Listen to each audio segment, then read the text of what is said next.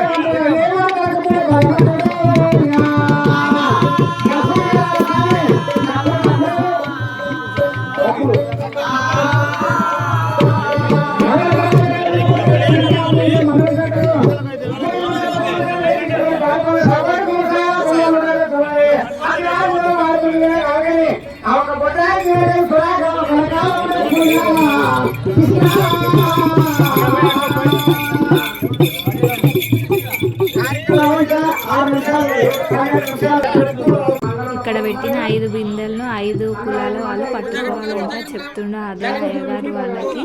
చూడండి అందరూ చాకలోలు మంగళోళ్ళు ఇంకా ముగ్గురు వీళ్ళందరూ పట్టుకోవాలంట. ఇప్పుడే డబ్బుల వాళ్ళు వచ్చి డబ్బులు మోయిస్తున్నారు వీళ్ళు.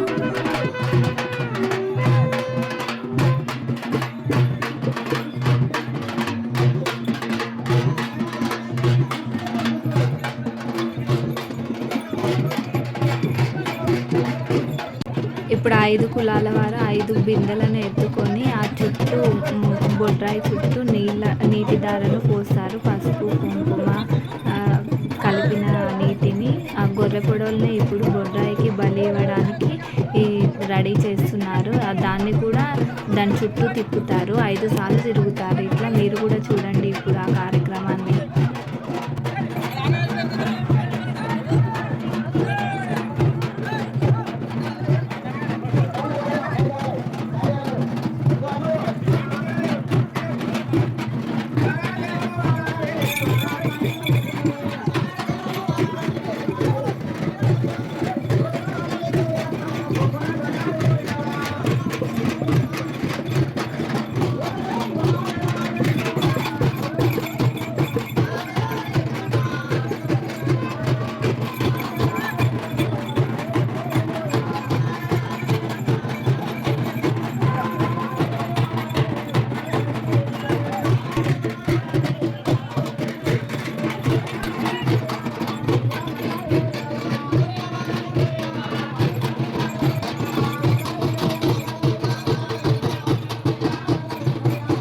అట్లా నీళ్ళు పోసి తిప్పుతూ ఉంటే మధ్యలో ఒక ముసలామెకు పూనకం వచ్చింది. చూడండి ఆమె డాన్స్ కూడా చేస్తుంది. అమ్మవారు వచ్చినట్టుంది. ఆమెకి ఎంత మంచిగా అనిపించింది.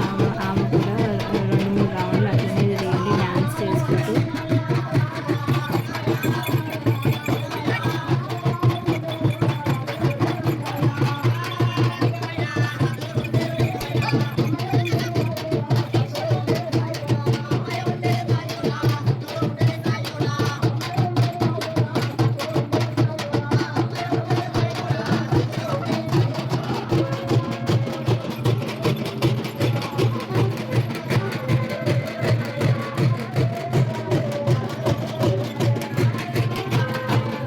బిందెలలో కొన్ని నీటిని మిగిలించి తర్వాత సాకలాగా ఆ బొడ్రాయి దగ్గర పాత బొడ్రాయి దగ్గర అందరూ 5 మంది పోస్తున్నారు. పక్క అయ్యగారు ఈ వినాయకుడి పూజ గౌరీ పూజ చేయడానికని అన్ని సిద్ధం చేసుకుంటున్నారు. మీరు కూడా చూడండి, అందరూ బిందెలతోటి నీళ్లు ఎలా పోస్తున్నారు పాత బొడ్రాయి దగ్గర. ఓం నమ శివాయ.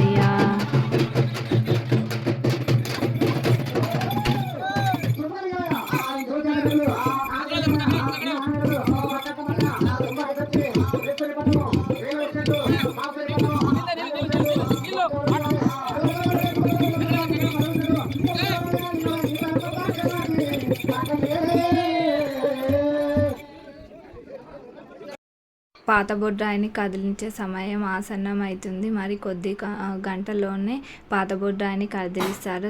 దాన్ని కదిలించే ముందు ఇప్పుడు ఇలా దానికి కొబ్బరికాయ అవన్నీ కొట్టి మొక్కుతున్నారు. మా ఊరంతా క్షేమంగా మంచిగా అన్నీ ఉండాలి, అందరూ మంచిగా ఉండాలి అని ఓం నమ శివాయ అంటూ దేవుణ్ణి ప్రార్థిస్తున్నారు. అది తర్వాత కొబ్బరికాయ కొట్టిన తర్వాత ఇక్కడ అయ్యగారు కలుషం అవన్నీ రెడీ చేసి పెట్టాడు. గణపతి పూజ చేయడానికి, గౌరీ పూజ చేయడానికి అందరూ రెడీ అవుతున్నారు.